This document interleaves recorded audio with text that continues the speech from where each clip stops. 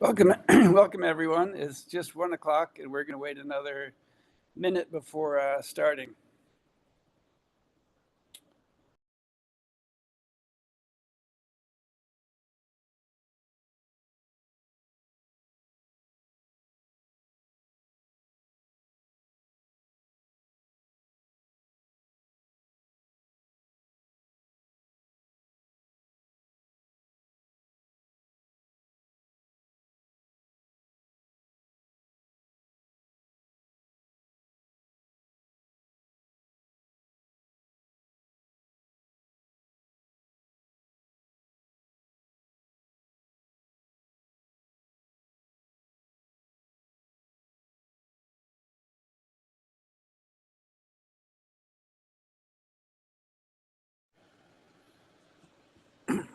Okay, why don't we get started?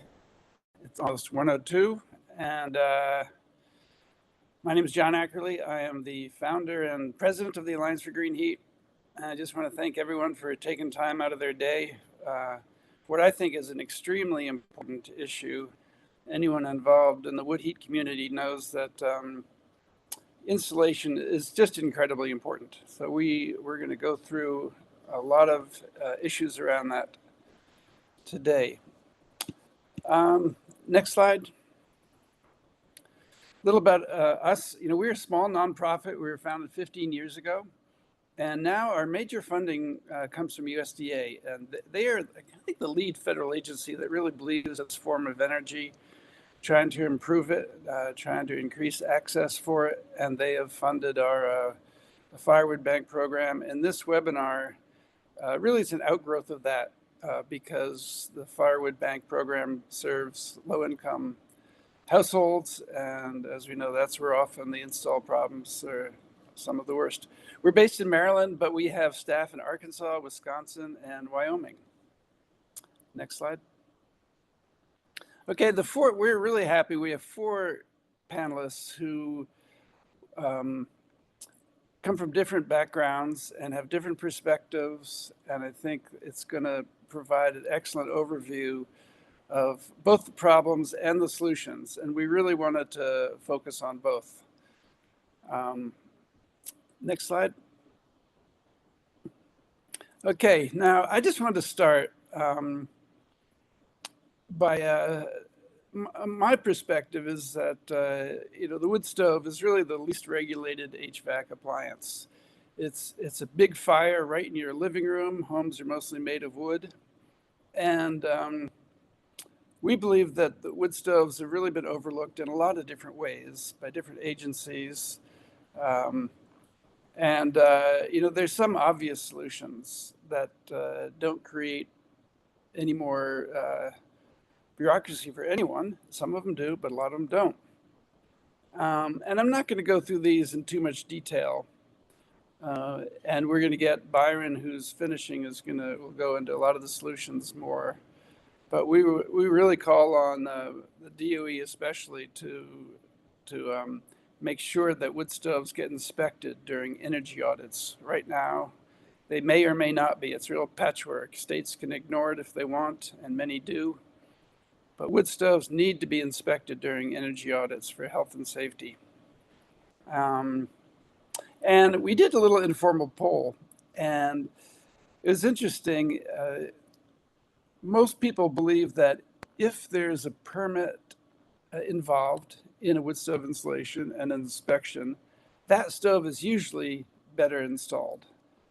And to me, that's a baseline, is that the stoves really need to be inspected before they are lit and go into use.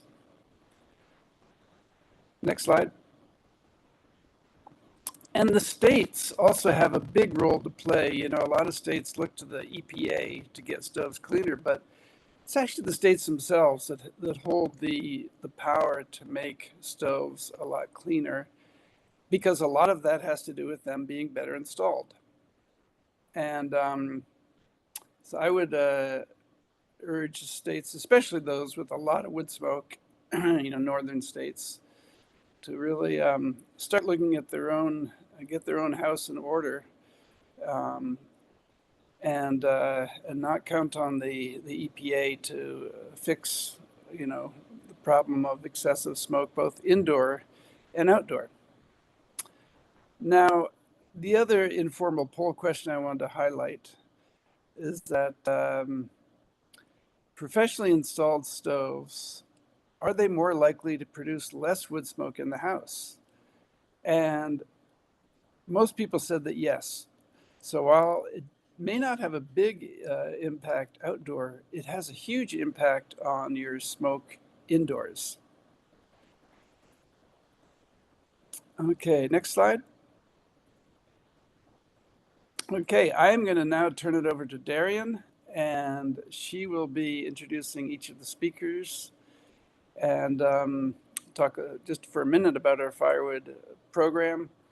And then I will be checking the Q&A, and please send your questions our way, and at the end we'll get to as many as we can. Yep. So thanks. Darian? Thanks, John. Yep, I'm Darian. I'm a policy analyst with the Alliance for Green Heat, but I do a lot of the administrative and kind of background work with our Firewood Bank Assistance Program. This is a 5-year program funded through the USDA for the bipartisan infrastructure law, and we're on year 3 now. And if you don't know what a firewood bank program is, or a firewood distribution program is, it's like a food bank, but instead of giving away food, you give away firewood. We have 3 applications open right now. The first is the new applicant grant. So this is for existing firewood programs that have not received funding from us before. We also have a startup grant for people, organizations, individuals, towns, businesses that want to start a firewood program. That's up to $10,000. That new applicant one is up to $15,000. And then we have renewal grants. Those are for firewood banks that have already received funding from us in the first 2 years. And if you're wondering, about eligibility or, what categories for renewal, go to firewoodbanks.org. We go through, resources, the application itself, requirements, eligibility, etc. At this point, we have $875,000 to give away this year, which is the most we've ever had. And we're already down to $176,000 with 64 applications in. So it's really exciting. If you're thinking about a firewood bank program, get your application in soon because it is going quite fast. But to connect it back to the webinar that we're doing right now, we know that dry wood matters. It matters, for emissions. It matters for the home safety and health safety for the person inside the home.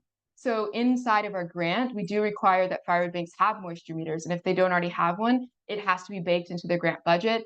We also really encourage the tracking of wood moisture content. So we provide a sample tracking sheet. And we also ask them to explain their plan for seasoning firewood because we know that differs from species to species, from climate to climate. So we ask them to kind of explain it and think deeply about how they're getting the best seasoned dry wood to people that need it. And, even though the main goal of the Firewood Bank Assistance Program is to get funds into the hands of these programs, we also really want to push education. And so we partner with EPA Burnwise program. We help distribute their materials and promote their teaching, free materials, by the way, posters on their website. We also talk about resources for building storage for firewood, which is also an eligible expense for a firewood program. We've had people buy carports. We've had them buy materials to build their own sheds. But we also talk about what they could possibly promote for their recipients, a single cord kind of setup, cheap, easy, quick. And we also talk about, again, the importance of seasoned wood for recipients. We want to make sure that they're not getting green wood without the warning of you do have to season this before burning it. And that's for the health of the stove and for the person.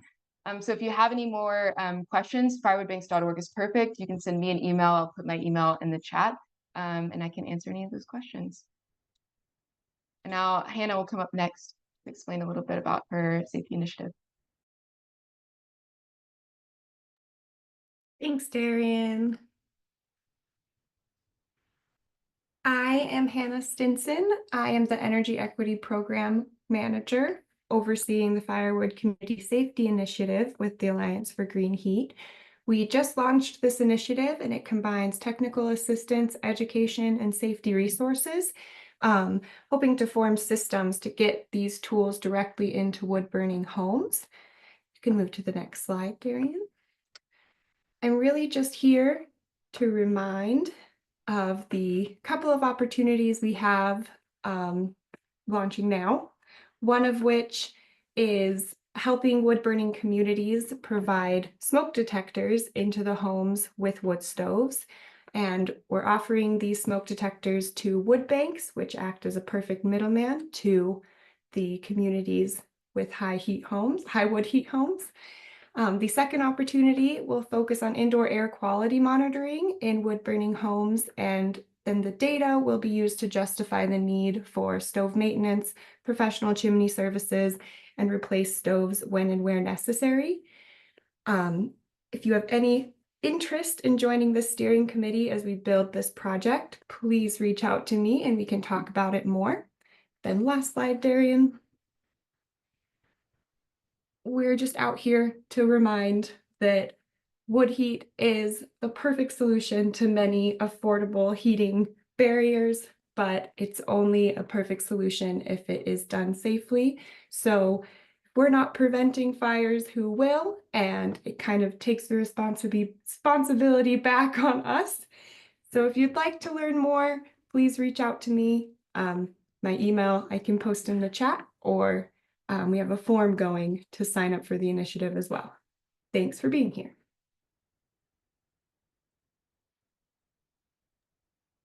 Great, thank you, Hannah. And next up we have Yvette with AIM Chimney. Go ahead, Yvette. I'll give you a warning when you're about to your set time.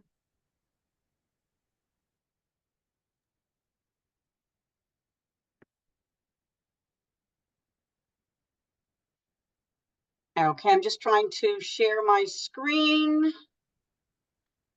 Everybody see that? Hello? You'll want to go ahead and put that in presentation mode. I'm trying to do that. Remember, I had trouble yesterday. All right, is that being able to be seen by everybody? Perfect.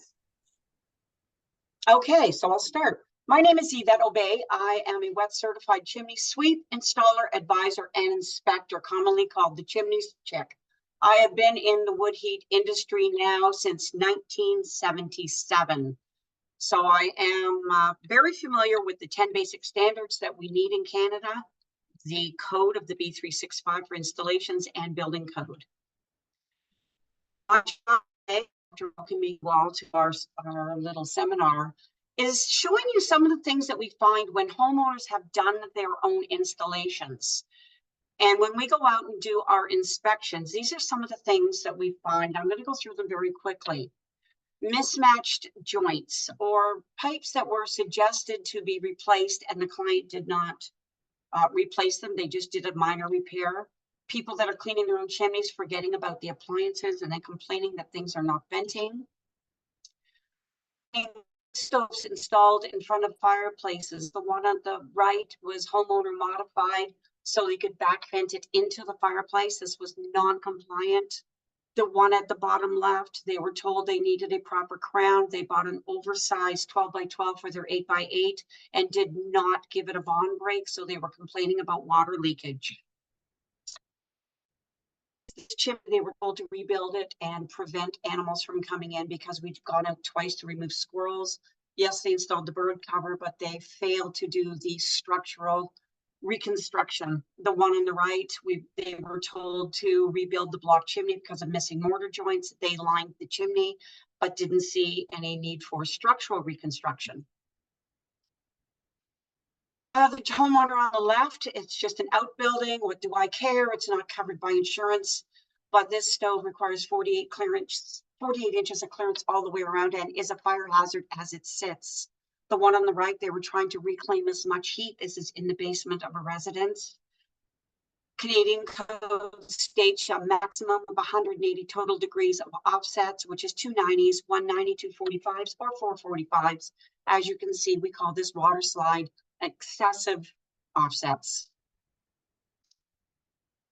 This is the one that we find out the most with homeowners, their inexperience. The chimneys that they're installing are not done to code compliance. They're packing insulation around. They're not cutting a proper 2-inch gap between the chimney and combustibles, or they're relining insufficient chimneys.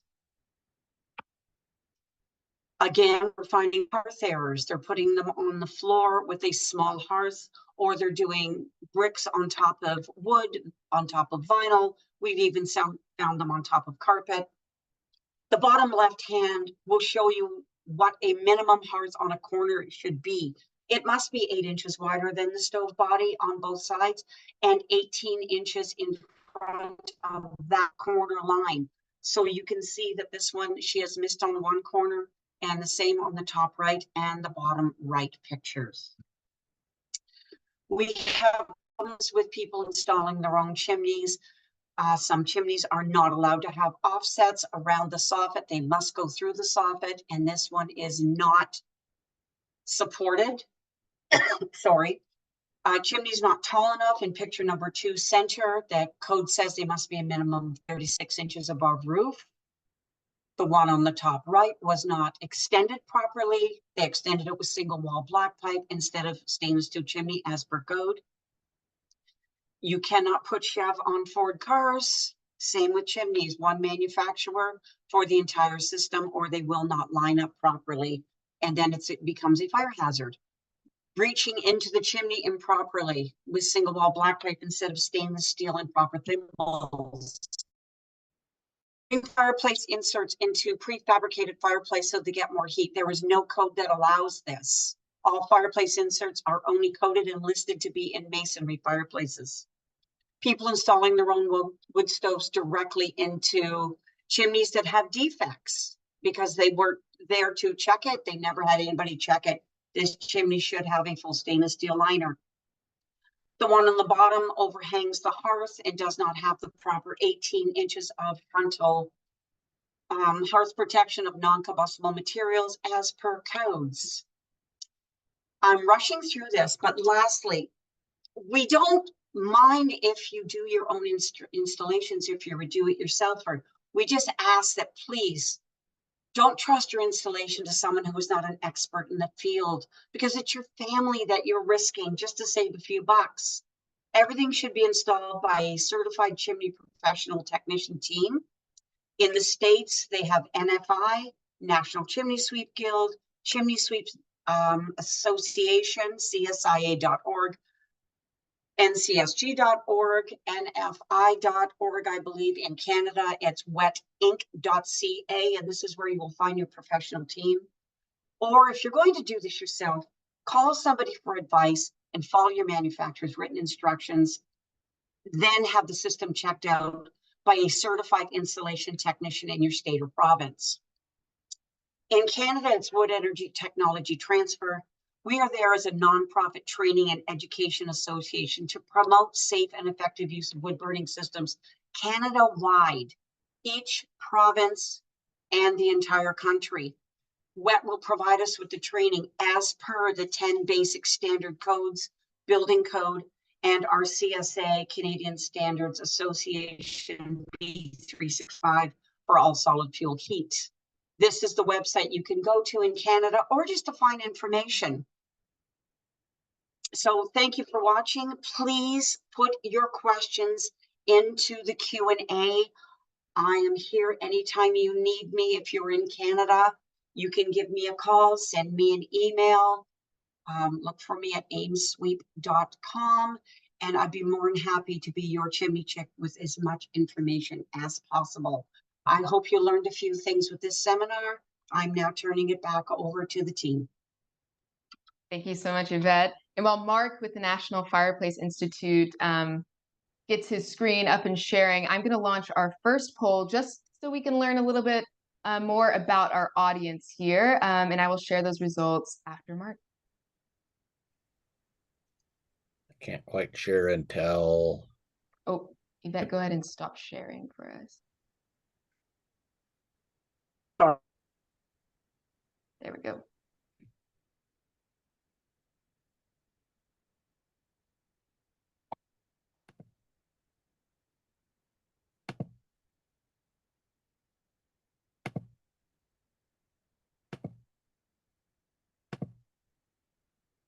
All right.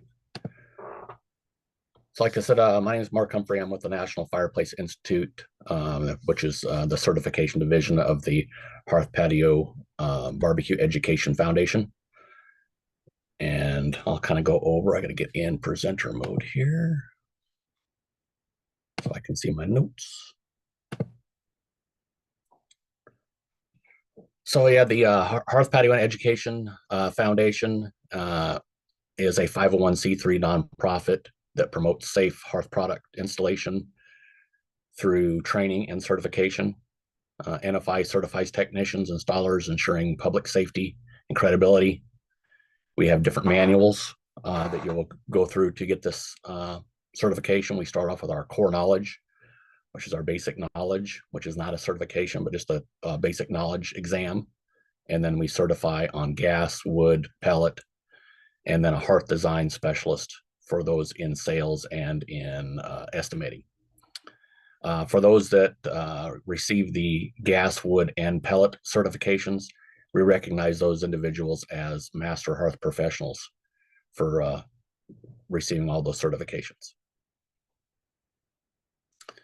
So like I say, the NFI is governed by the HPBF Board of Governors with committees overseeing different aspects.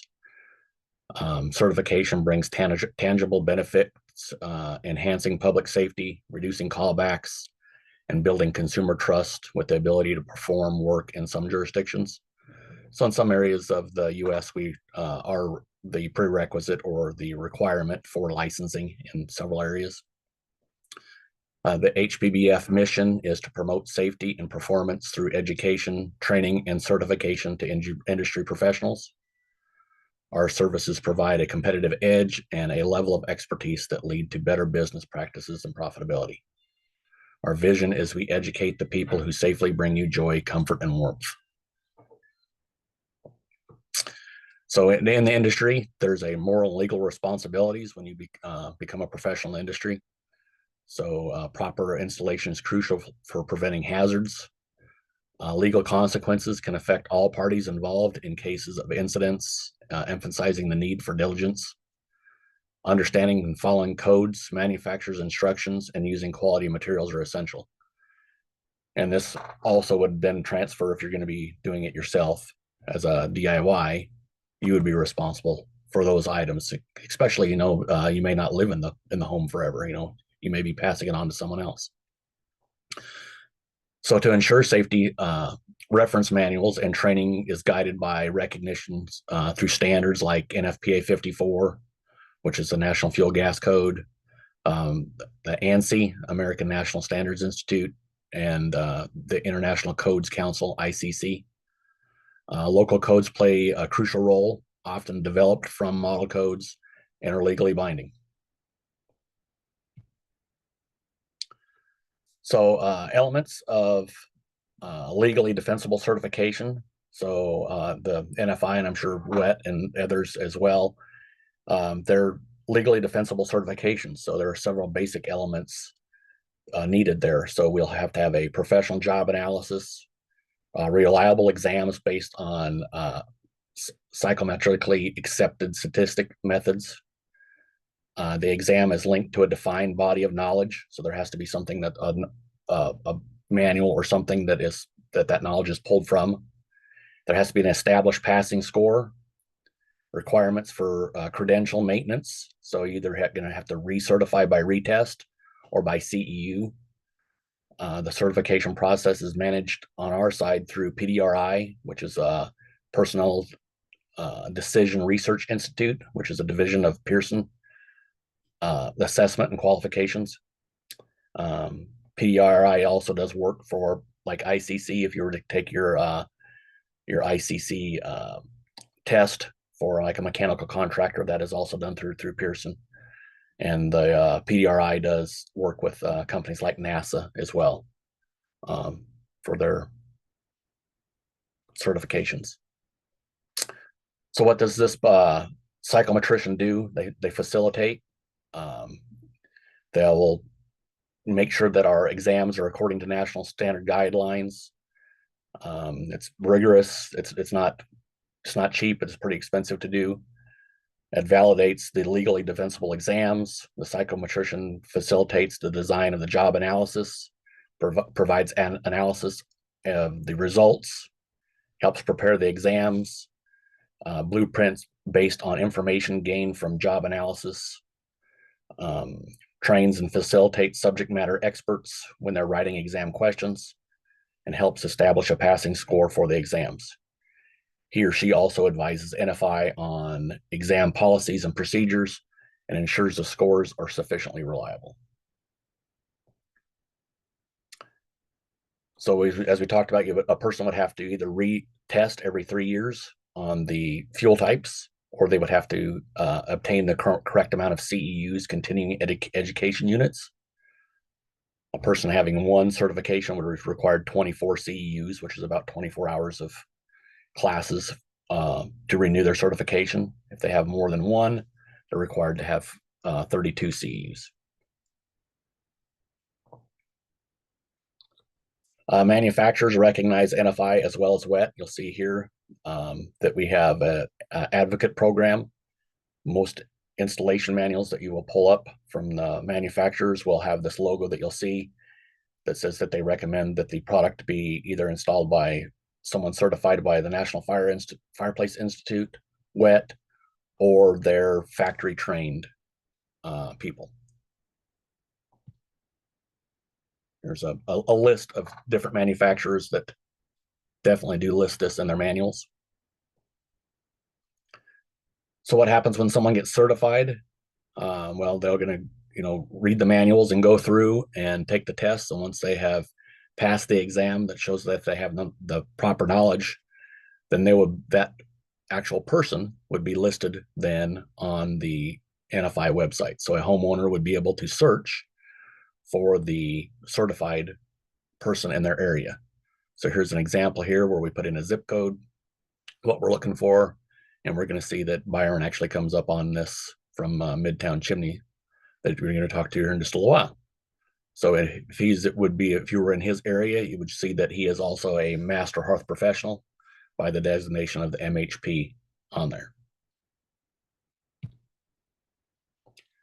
So certified versus DIY, what's the real difference here since we're talking about the DIY side?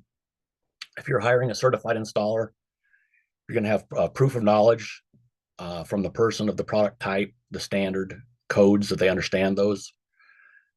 There is going to be a higher cost of doing installation than a do-it-yourself installation, because you're going to be hiring a professional that's going to have the proper insurance and hopefully licensing in their area, and warranty coverage and insurance coverage, homeowners insurance coverage.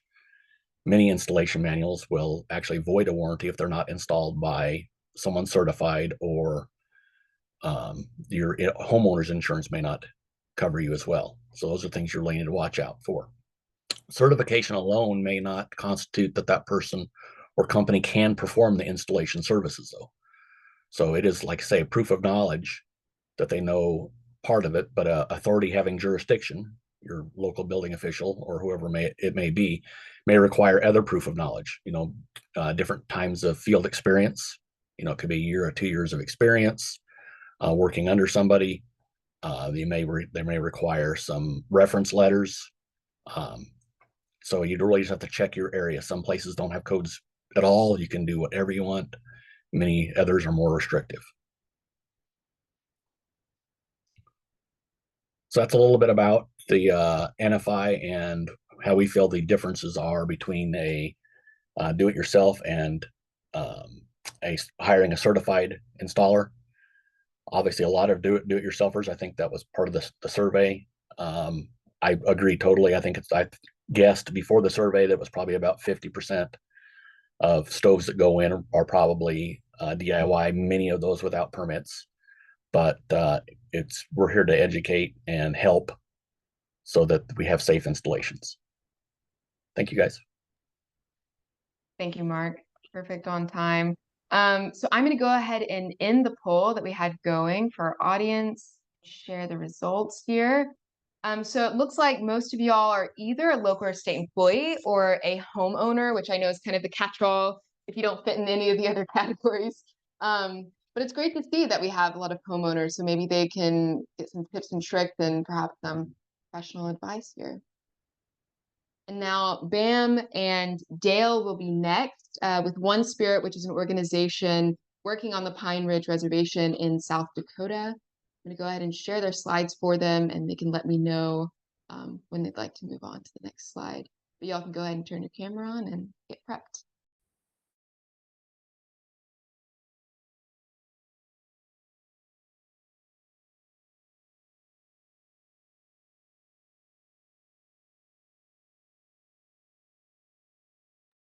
Oh, we have Bam and Dale over there.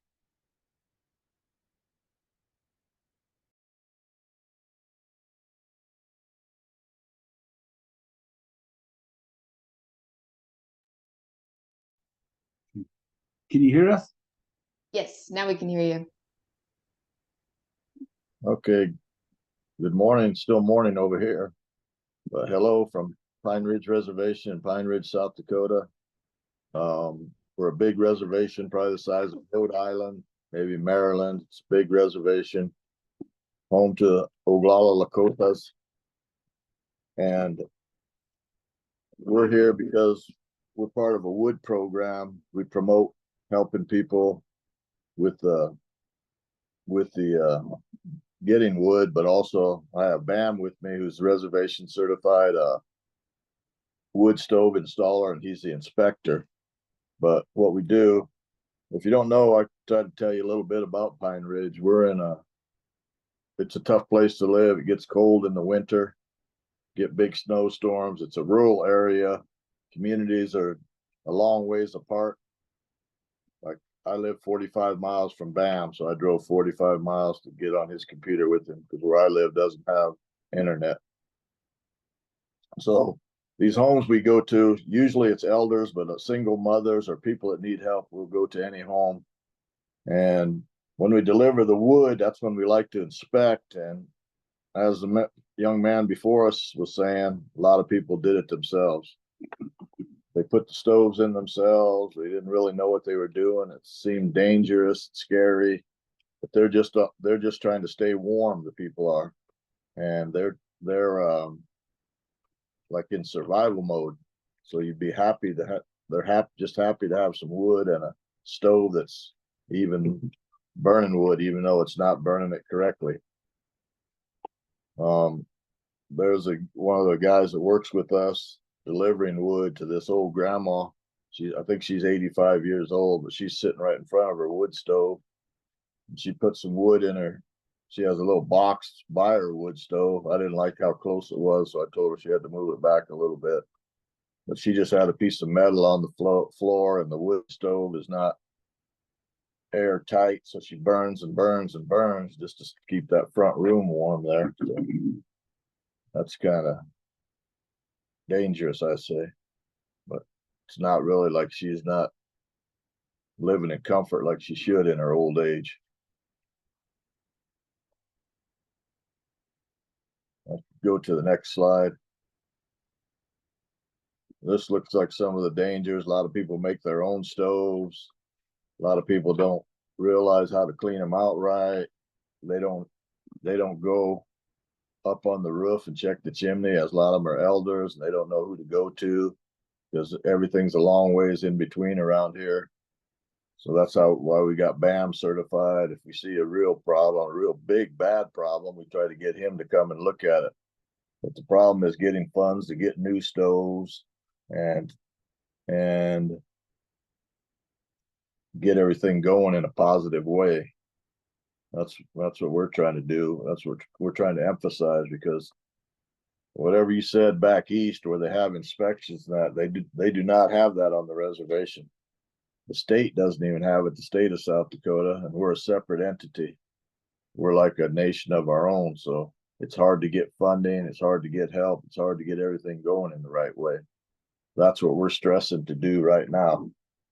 So I'll let Bam talk to you. If you have any questions for me, go ahead and ask. Yeah, so we're part of the we are the One Spirit Wood Program guys, I guess you could call us. So basically we cut firewood, and whenever the elders or handicapped or just anyone in general that needs help, needs wood, they call our number, and we take them to firewood. So those stoves that you're seeing on there are kind of stoves that we discovered in people's place of dwelling. Because I'm gonna say that because the one on the right was actually in a semi trailer that a guy fixed into a house, and he didn't have nowhere to live or nothing like that. And somebody rented this trailer, and he was in there. And he created that little stove there, and when I delivered him wood, and whenever I delivered the wood, you know, I said, "Can I look at your wood stove?" And I went in his place, and it was a smoke out in there. And then he showed me his wood stove, and then that's what I discovered. So I took a picture of it, and then we were at the point of getting him help. And about then when we came back with the help, we had, you know, new pipes and stove and all that. He actually moved on, so he was no longer there. And so I guess we did all that for nothing. I guess he moved on, but those are the situations we come across on the reservation. And we actually had delivered wood to many. I'm gonna say we talked about those percentages. So yeah, so 400 families of deliveries all across the reservation, and then, you know, certain percentage of those we noticed their stoves need help. You know, they and how we notice it is they call us for wood. We bring them a load of wood, and then not even a 2 weeks later they're needing another load. And sometimes we, you know, look at their stoves and they don't even have a damper, and they're just burning it, just free flowing it, you know. And so right around, so we cut wood and get a big giant pile over the summer and fall, and then right about Christmas, everybody kind of gives it out, all the wood vendors and stuff, and they give it out, and then right around New Year's or January, all the wood vendors are out of wood, and they start looking to us. So yeah, those are the situations we come across, you know. Yeah, I just had a couple calls just within the last day that one of them was the grandmother in the picture. She needed wood, and another lady, she had called One Spirit and asked for some help. So I have to check. We'll have to check out her stove also. Bam has a appointment to go check out the grandma's stove to make sure to see what we can do, what we can't do. I don't think very many of them take advantage or don't take advantage. They don't know how to clean it, and they don't ask for help. And that's a problem. We've had several trailers. We had a lot of trailers at the station. A lot of them are burned down due to faulty wood stoves, ashes dropping out, not the correct bottoms, not wall, you know, not the right insulation, just different things like this. It's a dangerous situation. You have children, and you fill up your wood stove at night, going to bed, think you're going to be warm, and wake up to flames. It's not an uncommon thing around here. It's very dangerous.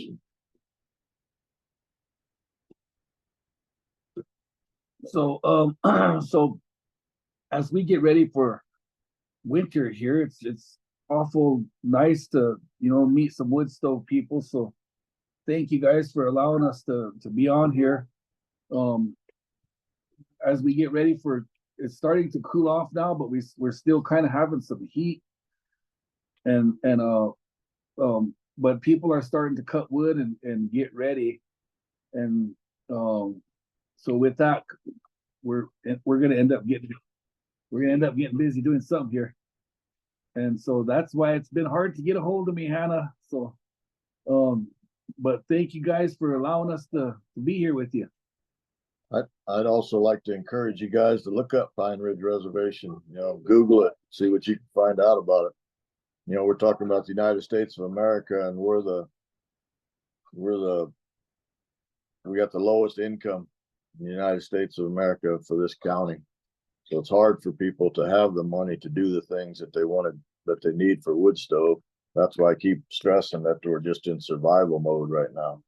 That's a tough way to be. You want to enjoy your golden years. You want to make sure your children are safe, but you're having a tough time just keeping your stove going and getting wood and those kind of things. So I encourage you to look up the ones we work for. We try to raise money to try to do this, but it's hard to get money going. So I saw what Darian was saying. Maybe we could apply for some different things there. I noticed, I asked Bam, he said very few had the smoke detectors and stuff like that. So I said, well, that makes it even more dangerous. So I don't know if you guys have any questions or anything you'd like to know about the reservation or Pine Ridge. You could ask us now or however you'd like to do it. Yeah, anyone that has any questions, go ahead and put it into the Q&A. We're going to cover that after our last panelist, Byron, who is actually up next. Thank you so much, Bam and Dale. And while Byron gets his screen sharing, I'm going to go ahead and send out another poll. This one is about how you heat your home. But there's also an option of you don't have a heat source for whatever reason. So we'll launch the results of that after Byron, the Midtown Chimney Sweep.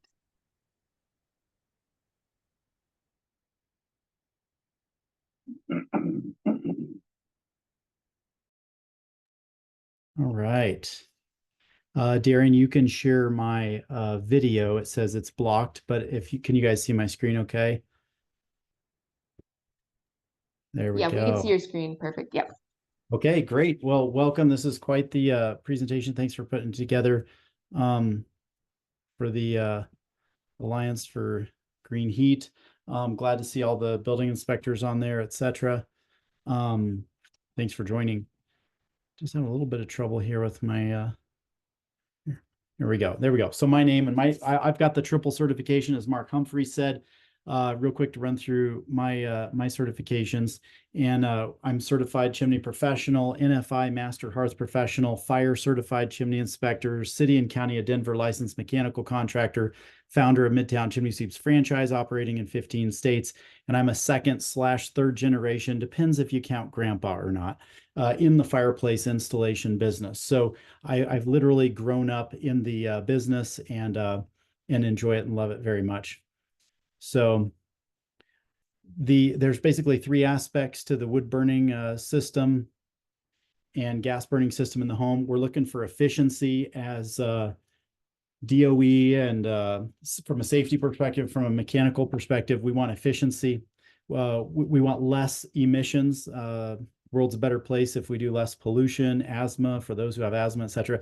And then safety. Putting a hot fire in a wood framed house is a recipe for problems if not done properly. And I think that's been anchored by Yvette and Bam. So thank you very much for that.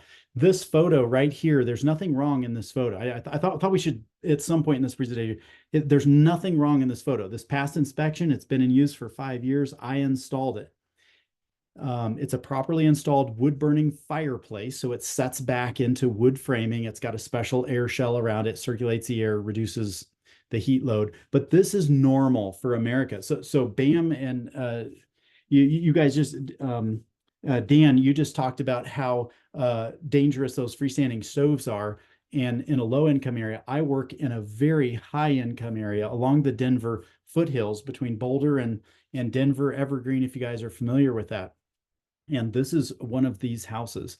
I showed this photo to the German Chimney Sweep School in Ulm last October when I was visiting for 7 months to study the fireplaces and chimneys of Europe. And they audibly gasped in the room. They sucked the air out of the room. They're like, why would you do that? They said, you just said you have 3,000 fires a year, Byron. And now you show us this picture. We know why you're having structure fires. We know it. We figured it out for Americans. And at that point, I couldn't help but agree with them. Yes, we do something kind of crazy. We put fire in a wood frame home. So here's just quick stats for those of you who are data nerds. 44,210 home structure fires. This is a 2022 report by Richard Campbell of the NFPA. So 7% of all structure fires were, these are the unconfined fires they're listed as, were caused by fireplaces and chimneys. So a little circle over here, causing 22% of the damage. So the 7% are fireplaces and chimneys, but they cause 22% of the damage. So that's just an interesting statistic just to drive the point home. Incorrect installation is the concern. Getting back to the topic, is it okay for homeowners to DIY their own installs, etc.? Incorrect installation is the concern, no matter who has performed the work. So Yvette, I echo you. A self-installed home heating appliance is not the concern to me. We see good and scary craftsmanship in all the states in which our franchise team members operate. And then hear this testimony from a recent survey response on this topic that Alliance for Green Heat did. I am a homeowner, installed my wood stove myself. I got a permit and a city inspector reviewed and approved my installation. Sounds good so far.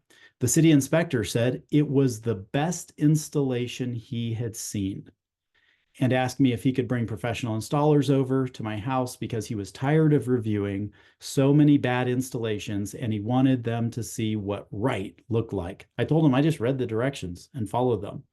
He said, I wish all the professionals would simply do the same.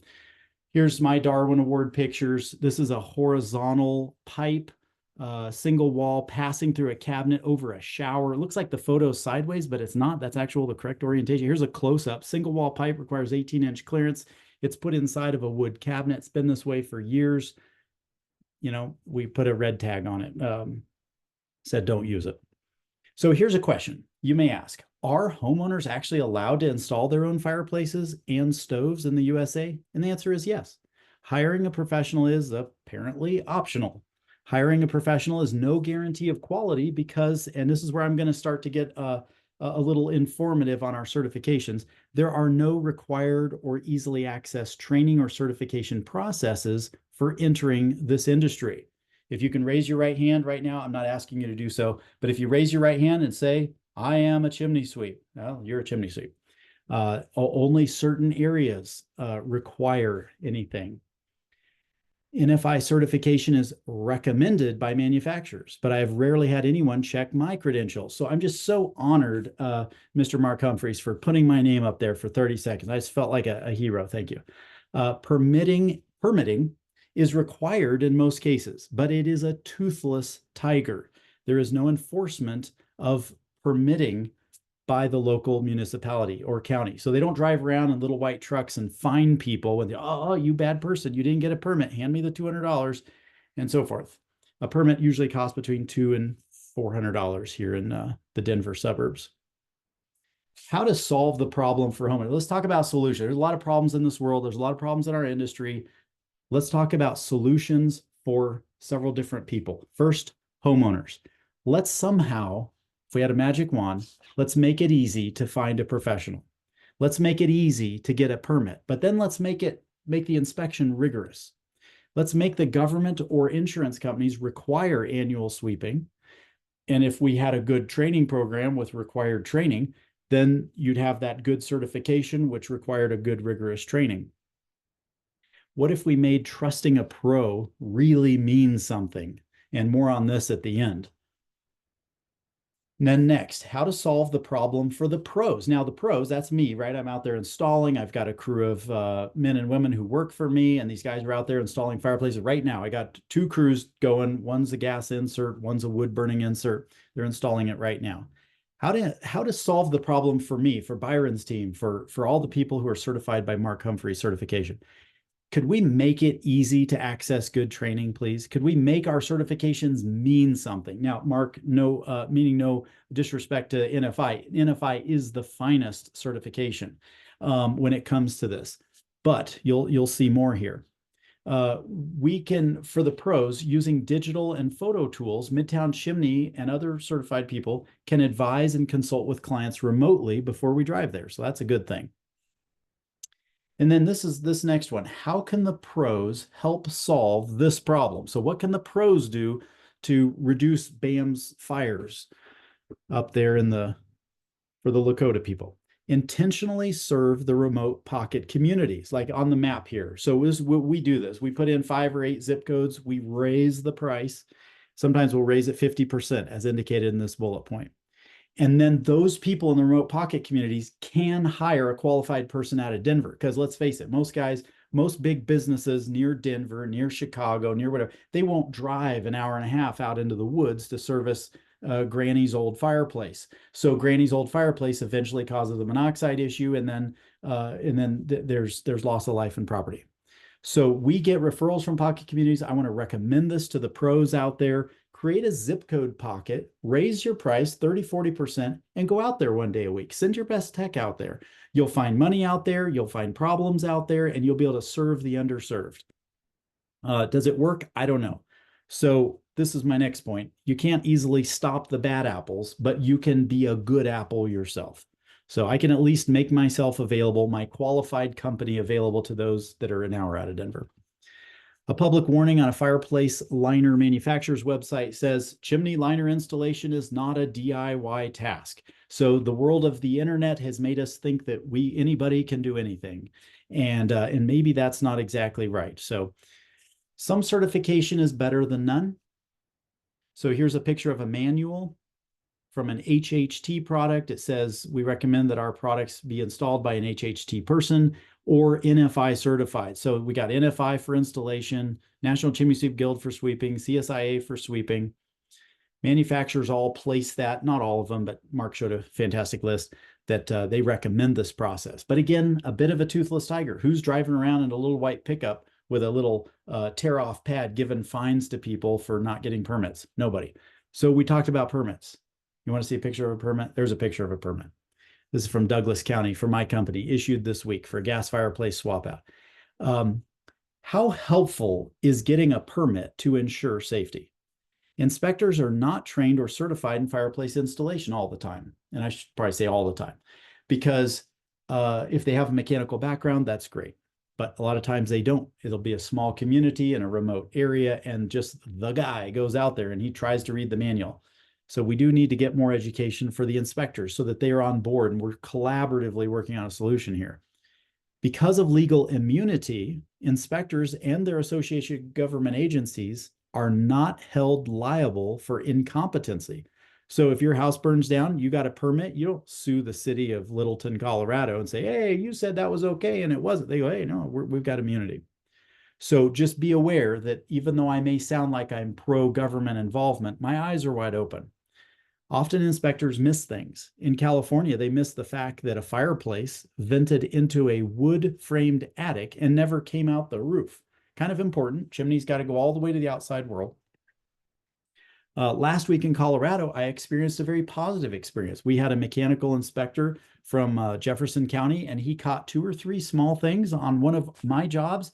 And I literally stood up and shook his hand. And I said, thank you for doing your job, because I want to know those little things. We were moving fast and we forgot a little thing. And then we got a double check. I'm very happy for that. Very happy that he did. And I told him, I said, you did your job and now I can do my job. It's teamwork. It's collaborative, making that home safe. Now, because of my experience going around the world for 7 months, John Ackerley has asked me just to share a couple slides on that. So we're almost done. Hang in there. Looking around the world, the U.S. chimney sweep certifications lack, well, oomph. Hang in there. Neither the U.S. chimney sweep nor the U.S. fireplace installation certifications require what other first world countries require. So who wants to see my 6 bullet points? This is going to be very interesting. This is us getting in a spaceship. We go up to 50,000 feet. We go around the earth. We come back. We land, and we debrief about what's happening analogously in other first world countries. Physical training on tools or the fireplaces. Can you believe Americans do not require, our certifications do not require training on tools or the fireplaces themselves? How about this? Classroom training on the materials. It is not required. NFI might debate that one. They say, no, we make you do stuff and so forth. So we might take that one off the table. But the others do not require, absolutely require classroom time. Thirdly, an exam of the individual's physical work in the field. Did you know that no U.S. chimney sweep or installation certification requires, none of them require an inspector to come out and watch that man, that woman do that work on a chimney and say, okay, you're good, we'll give you your certification. Nope. American certifications do not check for good online reviews from customers. Did you know they do that in other nations? A customer complaint handling process. American certifications do not require a known customer complaint handling process. So if you get your stove installed outside of Denver in the foothills and you have a problem with your installer, guess who you can call? Nobody. There's nobody you can call. You can send them a nasty Google review. That's what you can do. But over in other countries, you pick up the phone, you call the certification agency, they give them one chance to fix it. And if not, they review the case and they yank the certification. They protect the logo in other nations with quality. Last one, proper minimum insurance being met. This just blew my mind. Over in other countries, specifically in the UK, they check your insurance company to make sure you have the $1 million gross, the $2 million aggregate, all of that, and they want to see a copy. And when it expires, they call you and say, you got 5 days to give that to me. You don't give it to me, yank your certification. Over here in the US, we don't even check to see if our chimney sweeps or fireplace installers even have insurance. It is strongly recommended. That's it. Okay, two more picture slides. Germany, they have 16 training schools. They have a population of 84 million people in Germany. It requires 3 years of part-time classroom and field experience. This is right outside the cafeteria of the chimney sweep school. Here these guys are all in this beautiful gray and black room. Here they are running a test. He's got this high-tech combustion analyzer. They train their people over there. Very, very different than over here. Again, 16 schools for 84 million people. HETAS, it's the premium certification for fireplace installers and sweeps.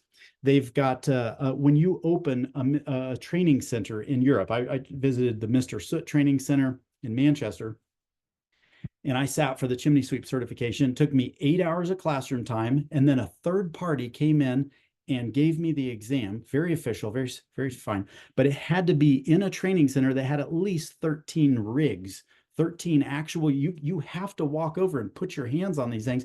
They're not going to hand out a certificate to a man in his pajamas at night on his dark basement room in the middle of the night and make him a certified sweep. But in the US, you can get your certification at midnight in your pajamas and never have to meet another human. And the UK serves about 50 something million people over there. The HETAS certification does. And then you come to the US and we have 330 million people and we don't require any of those things. So anyways, first step is acknowledging I have a problem, right? So that's what I'm kind of trying to get us to look at. Here's a conclusion. Good stove installations reduce structure fires. Got it. Chimney professionals are keepers of the flame. What a beautiful, you got to end with something poetic. Fires are the place in our homes where people connect.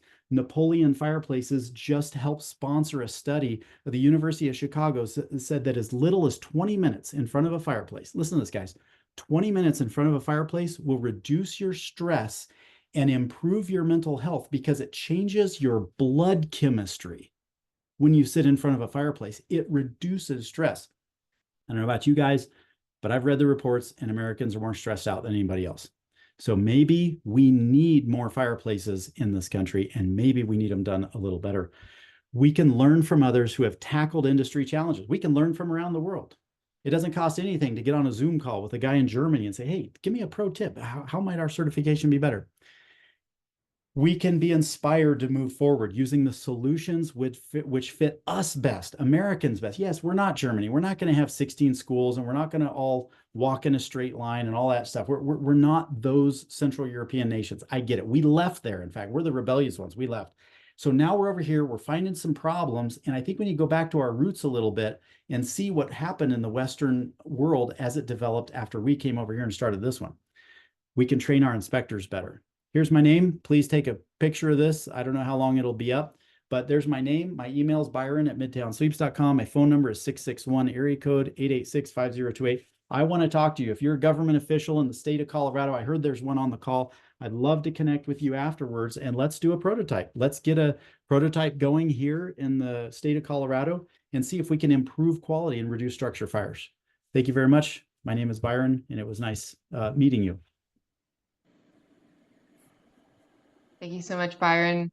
And I'm going to go ahead and close this poll that we have going on your heat source and share the results. And it looks like we have a nice little mix. We've got EPA certified. I know we love to see that. Natural gas is another higher up one. And of course, keep in mind, this is a check as many that applies. So could be one is supplementary, one's primary. Awesome to see.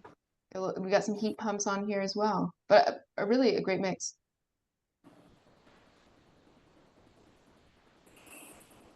Okay, thanks, Darian. And this is John Ackerley again. So, folks are happy to take any questions. And if anyone wants to type in a question in the Q&A, then we can direct it towards the person. So I'll just start with a question, just follow up on the very last point Byron made. Byron wants to talk to a Colorado legislature about a solution. Byron, what would that solution be? What would you want a Colorado legislation to do? Oh, unmute for a second there, Byron.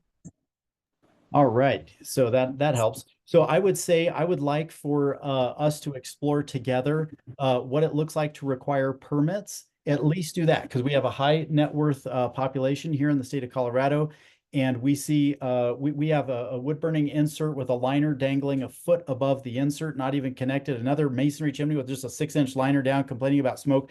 And so how do we put a stop to those companies? That there's no enforcement? I know who they are. I can give you the list. We can talk about how to fair and equitably kind of even the playing field of the qualified people who are out there paying a living wage to their employees, giving their employees all the goodies, having the right insurance, and then these guys undercut and do poor quality work, et cetera. So it'd be nice to discuss that and how to enforce permits. We've got competitors not getting permits.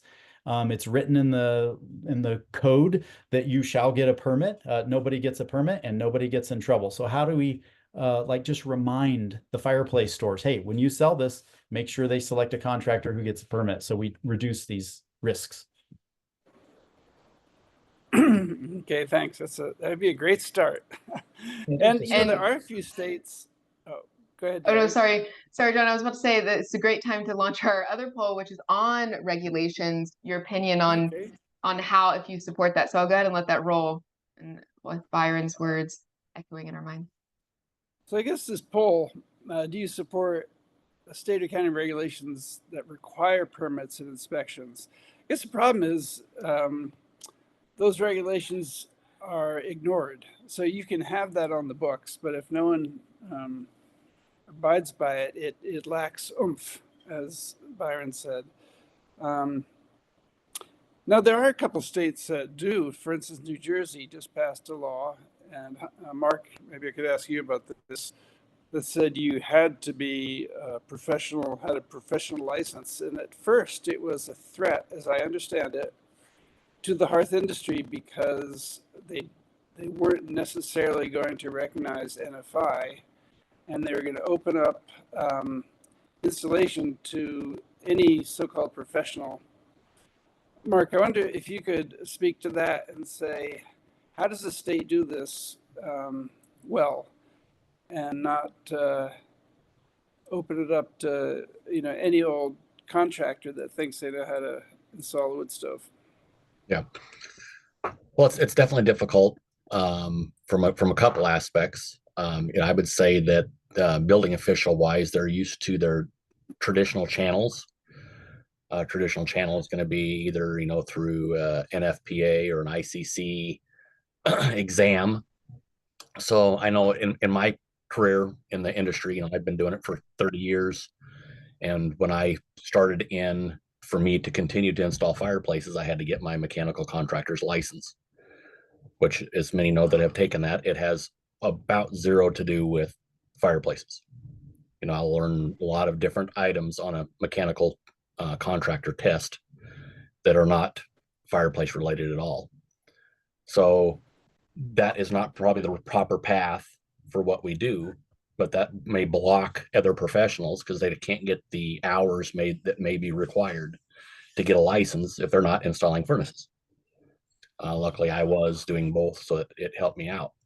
Other jurisdictions now are allowing either other certifications in the fireplace world to be either add-ons or the license for those areas, so that you can prove that you have you're educated in that area. Okay, thanks, Mark. Yep. Yeah.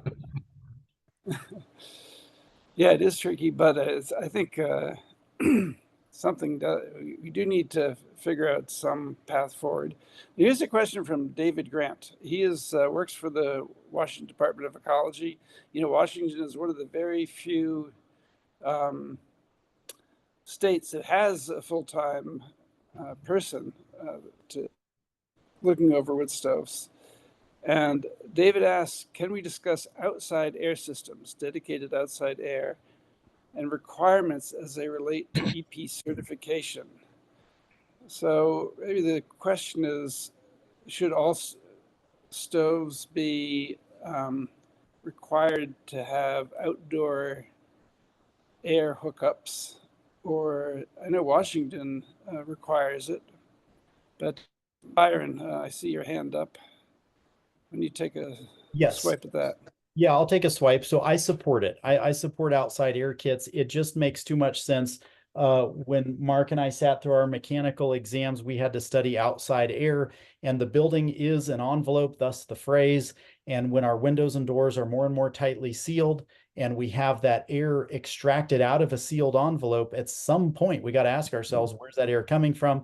I do believe we are running open draft hoods backwards on water heaters, and it could be the fault of the natural drafting appliance upstairs that's got a raging heat and it's just hotter and it can draw backwards. So I think we're seeing more carbon monoxide poisoning without the triggered alarm to the public or the fire department. Had a very scary training experience 3 years ago in Denver, a guy out of PA. And again, the mechanical furnace that's right next to the water heater draft hood, and the mechanical furnace had a hole on the return side, which means it's sucking air out of the mechanical room just 3 feet away from the open draft hood. When the water heater turns on, it tries to find its way out the water heater vent. I know we're supposed to be talking about wood stoves, but follow this. It pulls into the heat distribution center, which now becomes a carbon monoxide distribution center. So yes, I'm just a fan of putting it in. It's recommended for homes over 1,000 square feet. I'm not a scientist, although I was a biology major, but it just makes sense to me. Okay, and if I see your hand up, what are your thoughts?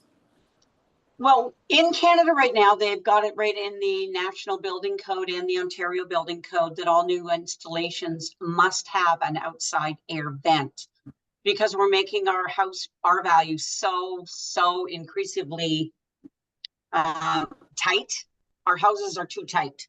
Remember Grandma and Grandpa's house? The wood stove and the fireplace always started because their house was a farmhouse and it was really drafty. I teach my clients to think of the house as a living, breathing being. Find out what your load is. If you've got the stove on and suddenly it backs off because mom's burned something in the kitchen and she's got the range hood fan on, somebody's made Mr. Stinky and now has the bathroom fan on, or you've thrown a load of drying in. All these things pull air out of the home. So the chimney being the largest vent in the home, the largest hole in most homes, that's where your house will now inhale. So opening a window can help this, but installing an outside air vent, and we're not talking drawing air from the attic, drawing air from the basement, and I know all us wood technicians have seen that, but it's called outside air because it brings it in from the outside. But all the technicians have to understand that a dryer hood vent and an outside air vent, the flaps go differently. With the dryer, the flap goes out to the atmosphere. With outside air, the flap must come in towards the house, or the house cannot breathe. So I'm an advocate. Outside air is a good thing, depending on the situation. Okay, thanks for that. And here's another question. It's kind of relevant to Washington State. Should used uncertified stoves be allowed to be sold and installed? Washington is the only state where you're not allowed to sell and install a used or uncertified stove. But thoughts from anyone on the panel about whether there should be any we should be allowing old stoves to be installed? Yvette, go for it. Sorry to be chiming in again. We have a code now that you can, as a retailer and seller of items, everything must reach current EPA standards. Homeowners can do what they want nationwide. Buy it off Marketplace, buy it off Kijiji, install it. As long as the stove's listed clearances are observed, or the stove is shielded as it is supposed to reduce by 50 or 85% clearances, I have no issue with it. But new stoves must be EPA rated. So a retailer installer cannot install or sell you a used stove that does not make current EPA ratings. Okay. And here's one from Ian Barr. This is for Byron. What more could stove manufacturers do, or vent manufacturers, to help improve safe installation? Yeah, to improve safe installation, what could manufacturers or vent do? I think it'd be neat to have John Ackerley host another webinar and send it out to the NCSG and NFI and let us have a roundtable, because I think wars and business are won the same way, intel. And if we don't have good intel and you're going into war, you don't know who's around the corner. And so we are your intel source, Ian. And so definitely take my number. Let's talk about it. Let's set it up together. Happy to do it. But what could you do right now? I think figure out how to put outside air down the outside of a double wall pipe and have a port on the back so that we can run it into the basement situations where we can't easily penetrate the outside wall to get fresh air. First guy, I heard somebody was working on it 3-4 years ago, but it's basically a way to bring the fresh air down like we do with direct vent gas burning venting. You know, we drop the fresh air on the outside and the exhaust gases go up the middle. If we could create some clever way to like tie it in through the ceiling support box and bring it down, I think you might increase the adoption of outside air. And also figure out a way for us to get outside air to wood burning inserts. It's just too difficult to install an insert and have a port on the left side or right. You got 2 inches of clearance. We're shearing off pipes. We can't figure out how to do it. So the first guy to figure out some kind of slip together mechanism to go out the wall, because frankly, the inspectors don't call it out on us and we don't call it out on ourselves, but we install outside air on everything that's easy and we don't do it on anything that's hard. And that's just, I'm just being a very honest installer here. If I can't hook it up easily in an hour or two, I don't do it. And I say, you're gonna have to crack a window, keep an eye on this thing. And that's not fair and honest for what I just shared earlier about how wonderful outside air is. So make it easy for me as a manufacturer to do that as an installer. I would also like to add, you know, it's the, I guess there are things that manufacturers can do, including Byron, you showed a slide where the manufacturer specifically said this is not a DIY job, and have maybe better put that in the better instructions. Yeah, put that in the page. You know, the EPA is going through a process of writing new regulations, and the EPA has already kind of beefed up what manufacturers have to put in their owner's manual and the install manual. So there may be some innovative things we hadn't thought of. Maybe some of you all could come up with some more ideas about what, how the EPA could help all manufacturers kind of send the same message to homeowners, and maybe kind of kickstart some of the stuff we're talking about. Okay, here's a comment from Micah Cooper. It says, I believe Oregon requires old uncertified stoves to be replaced when a home is sold. Yes, that's true. And that was a really innovative thing that Oregon did. And I think some other cities have picked it up. That's, you know, something when one jurisdiction does something innovative, it's going to pop up here and there. So that's a great example. Okay, anonymous. Habitat for Humanity has restored several homes in Atlanta, and they've neglected the fireplace on a couple of homes here. Has the Alliance for Green Heat worked with Habitat for Humanity in other places to focus on restoring fireplaces? No, we have not. It's a great suggestion. You know, as a small nonprofit, we see lots of opportunities to do things like that. We can only pick out certain ones. And honestly, some of the things we have chosen to do, we thought would be relatively easy, and it's turned into a multi-year conversation. But yeah, that's we will do that and see. You know, so much of it is that if there's someone on the other side of you know, the institution you're contacting, if they're open to it. If they're not, it can be very hard. Okay, another anonymous. How can the EPA help underprivileged areas such as Pine Ridge in terms of how to work with what they have available? Excellent question. Would love if anyone wants to, I think people can type answers, or maybe in the form of a question if anyone wants to reply to how EPA can help underprivileged areas. You know, one way they do have a grant out right now. It's called Thriving Communities. And any community can apply for it. But, you know, you probably need like a grant writing consultant, which aren't impossible to get. So EPA is trying to do it. You know, it's kind of a cumbersome way to have every community have to apply for a grant. Alliance for Green Heat is applying for one of those grants, and we can include Pine Ridge. It's not that much money, and once you share it around, you know, we hope maybe we could do 50 free chimney sweeps in a community like Pine Ridge. You know, once you start replacing stoves, money goes super fast.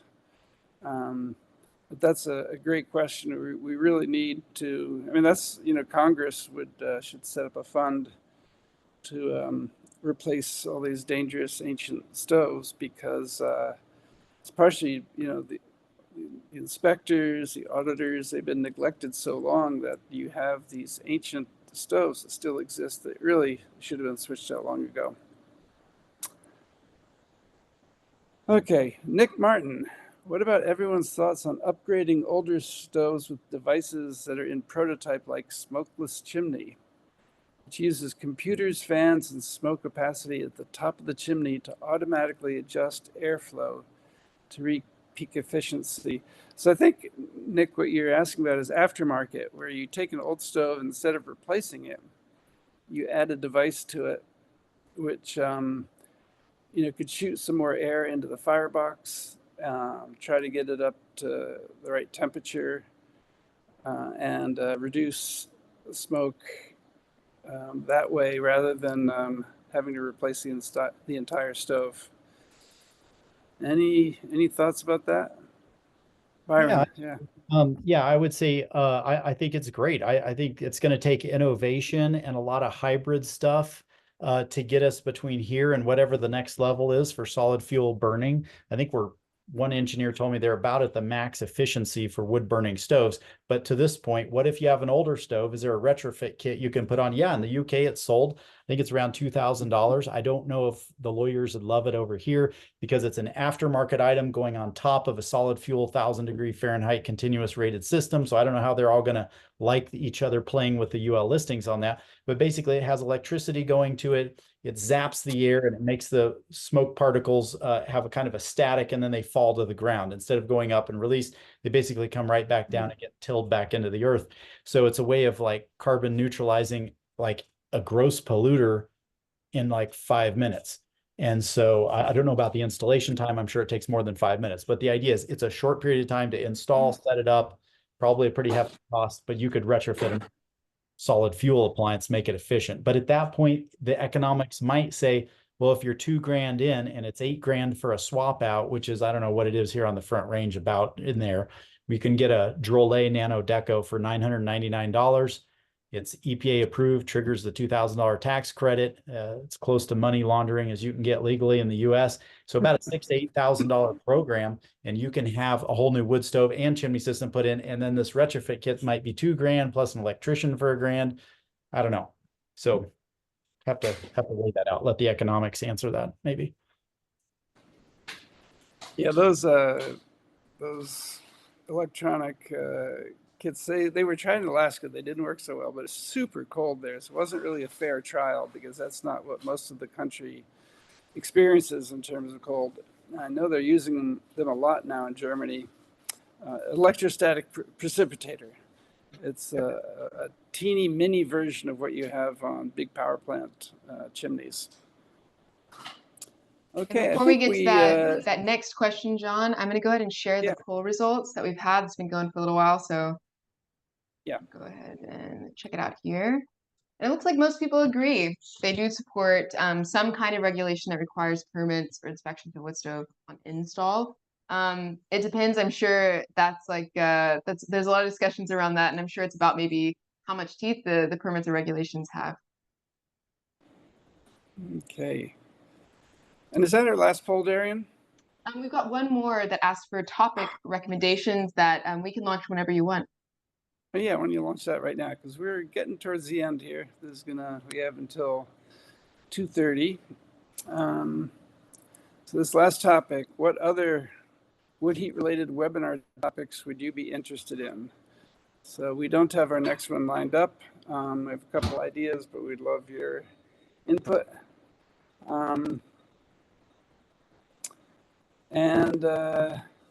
Let's just ask, do any of the speakers have any final thoughts they want to add before we end? And we do still have a question sitting in that I think Yvette just typed an answer for, but someone else might have one, is how do people best know about new rules for installing, permitting, etc.? They find it hard to reach people. What's the best way to share those kind of rules and updates? Okay, and what does Yvette say? That says beyond having each organization put the rules on their websites, it is up to the individual to source out these. Okay. The rules for ULC, CSA, and UL, they change constantly. And the only way that you can find out what the new rules and regulations are is make a friend to your local hearth shop, make a friend of your local chimney sweep, source it out, ask questions. Unfortunately, the association, CSIA, NCSG, NFI, and WET don't have the resources that every time a new rule comes up, they have to print it. If the homeowner or the retail shop like Byron's has a current copy of every code, NFPA 211, etc., in-house, they might be willing to share it with their clients, have an informational day. Say, okay, the first Saturday of June, we're getting together, coffee and donuts at our retail shop, and we're going to go over codes. Any of the public would like to come, any other retailers, any other installers or chimney technicians, anybody from the reserve. Okay, thank you. I have one final comment. If you ever get a chimney sweep or a stove installer, I always recommend just look over their shoulder and pepper them with questions. Yvette says that most of these people are actually nice people. They like to share their knowledge. And if you're paying a couple $100 for a chimney sweep, but you're not there watching what they're doing and asking them questions, then you're not getting the full value of your investment, because it's amazing what some of these people can tell. I had a guy come in, and the first thing he did is he grabbed some ashes, and he immediately could tell what kind of wood they are, whether I was burning completely, and he gave me all sorts of suggestions just based on looking at the ashes in my stove. And that was just the beginning. And if you have the same guy come back, then you can really develop a relationship and learn much more than maybe you expected. Okay. There's a big difference between asking questions and hovering over your technician, though. Right. Be nice to your chimney technician, stay away from their work zone, and ask permission to ask questions while they work. That's true. Yeah. Okay, so we're really at the end here. Darian, why don't you, we have a few suggestions you want to read out. Can you read the suggestions for next webinar? Are there any trends we have? Let's see. And while you because look this at is- that, Yeah.